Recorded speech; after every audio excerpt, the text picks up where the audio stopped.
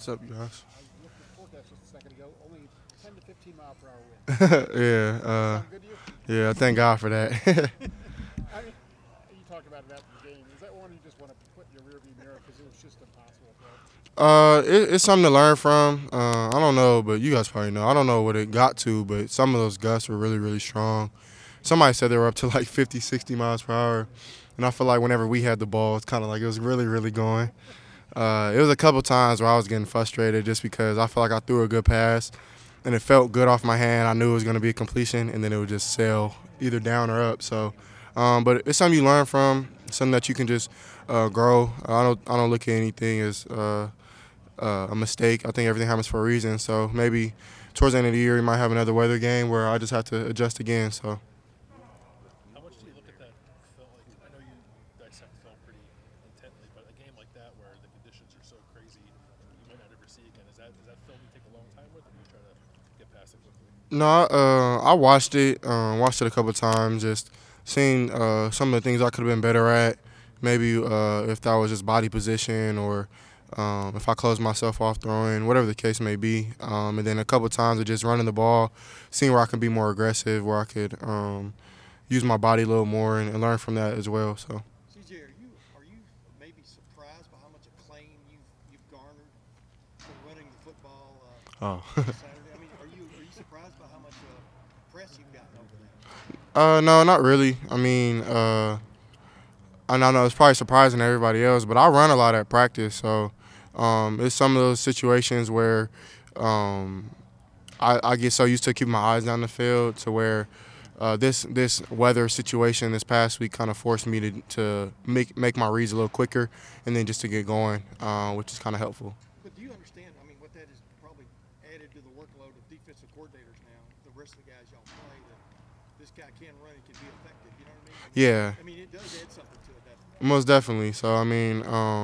I think honestly it made me even more comfortable and made me more confident in myself because honestly I haven't ran the ball like that since freshman year of high school, except for senior year of high school, except for my freshman year up at Michigan State having that touchdown run.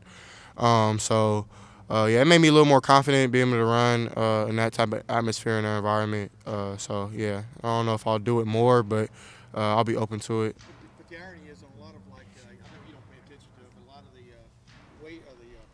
sports books or whatever who had moved Hendon Hooker ahead of you, a week ago Mm-hmm. in the Heisman race. Now you're back ahead of him, and you ran for more yards than you threw. What does that just tell you about the whole state of affairs of how people eyeball you from the standpoint of winning's everything, right? 100%. I think Hendon is a great quarterback. I'm actually a fan of his, just what he's been able to do this season and these past couple years.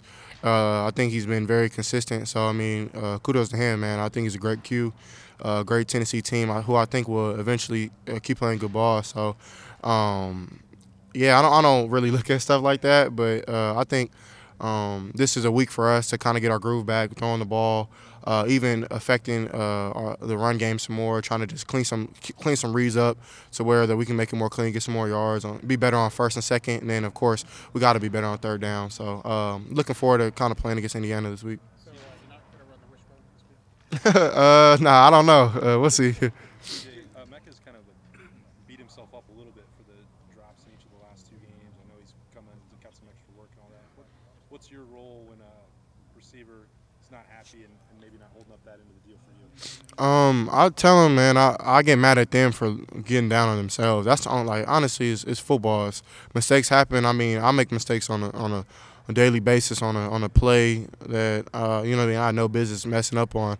So I mean, I think, and I've been telling a lot of our players this lately, just because later on in the year you kind of get human nature kicks in to where you feel like not that you suck, but like it's just like, man, why can't I get it right yet? Just because it's week 10 and your body's already beat down a little bit, so you're trying to really get through it, but you're still trying to be efficient and definitely be more effective. So I understand where it comes from. I get down on myself even, but I always remember, like, I think Michael Jordan said this where he missed 26 shots of game winners but made many more. So it's like, as long as you're up there at bat giving it your all, then that's the only thing I can be really, really happy with. So I just tell them, man, move on. Great players know how to just move on to the next play and to keep going because, I mean, I make mistakes myself. So. CJ, could you tell that even Coach Day was reluctant to go away from the pass last week because you guys are so good at it? You know, it's so much. I mean, y'all still threw 26 passes or something crazy in that weather. Right. Could you tell he was even having a little bit of a debate in his mind about, hey, where do we go here? You know? Right. Yeah. It's tough being a play caller in that aspect, in that type of environment with just the weather. So, I definitely think that he did a great job of getting us good runs and good plays that our O-line and running backs like to run, and then involving me as well. So, we came up with some stuff on the sideline to get me involved, and then, of course, some of the passes that we threw were to kind of make sure the weather wasn't the issue. And even it was good for even him to call a shot and trust me and try to get it in there. So, and I think we did a good job with that play. But, of course, we didn't make it happen, which is okay. And we'll just continue to grow from it. So.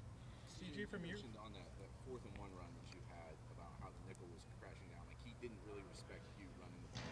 I'm just curious if you think even if you don't run more, do teams respecting you running the ball more? Does that open things up for this offense? Yeah, it definitely could. But on that specific play, well, he took the running back, but I think the safety messed up. Number 9, I think he was supposed to come and capture me, but his eyes were in the backfield. So a lot of teams do that where they'll take away the back. We call it gap exchange. So they'll take away the back, and then either the backer or the safety will loop around, and he'll be the quarterback player. And I think maybe if he was out there, I could have put a move on him or run by him or try. But, yeah, I mean, it was an instinctive play. I think it was a big-time play in the game just to get us a touchdown later on in that drive. So I'm willing – I told Coach I'm willing to do anything to get a win. So it's good just to kind of put that on film, and definitely I think we can build from it. CJ, as far as Emeka goes, from your eyes, what do you think is allowed? What is sort of his best trait as a receiver that's allowed him to kind of build a connection with you his first year starting?